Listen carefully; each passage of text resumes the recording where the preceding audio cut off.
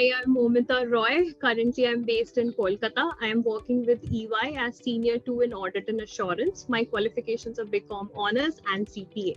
Clear your concepts. Those are the most important things, because in MCQ sometimes what will happen, you will get those questions maybe which you have not done in the LMS before, but if your concepts are clear, then you will be able to rock it. So I think the main point is to clear your concept. Go through the book for sure before your exam, because the main everything's going to come around those concepts only which are given in the book.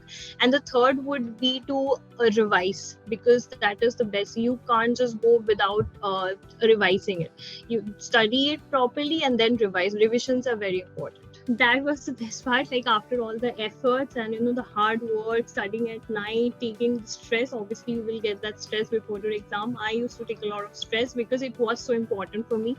And when I cleared my exam, it was exhilarating. It was too good. My family was so proud. My father was in tears. Like, I cleared it. For him, it was a big thing that my daughter, and he went to tell his friends, and they were like, give us party and everything. So we threw a party to everyone. So it was really nice. I mean, best part was that when they felt that they were so proud about me. That was the best part. CPA matlab miles.